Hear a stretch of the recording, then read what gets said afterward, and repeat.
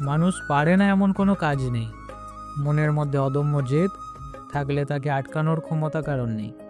আমি পারবো না, আমার দ্বারা হবে না, এই সমস্ত কথার ব্যর্থ প্রমাণ করে দেখিয়ে দিয়েছেন। আজ এমন এক মানুষকে নিয়ে কথা বলবো।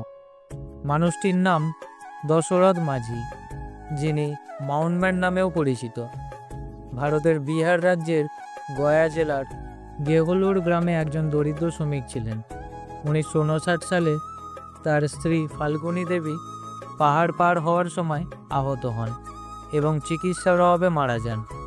স্ত্রীর মৃত্যুর পর দশরথ মাঝি দৃঢ় সংকল্প করেন যে তিনি পাহাড় কেটে রাস্তা তৈরি করবেন, যাতে তার গ্রামের মানুষ সহজে চিকিৎসা সুবিধা পেতে পারে।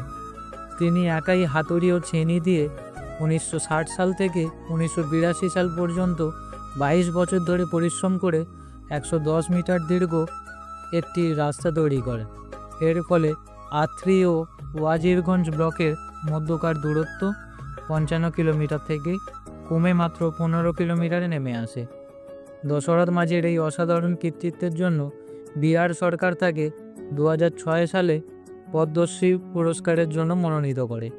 2007 সাল থেকে 17 আগস্ট তিনি পিত্তাশয়ের ক্যান্সারে মারা যান এবং বিহার সরকার তাকে পূর্ণ রাষ্ট্রীয় মর্যাদায় সমাধিস্থ করে। তার জীবনের ওপর ভিত্তি করে 2015 সালে মাঝি দ্য মাউন্টব্যাটেন নামে একটি চলচ্চিত্র নির্মিত হয়, যেখানে নওজোয়ান সিদ্দিকী প্রধান চরিত্রে অভিনয় করেন। দশরথ মাঝির এই অনন্য অসাধারণ গল্প আমাদের শেখায় যে দৃঢ় সংকল্প এবং অধ্যাবসায় দিয়ে যে কোনো বাধা অতিক্রম করা সম্ভব।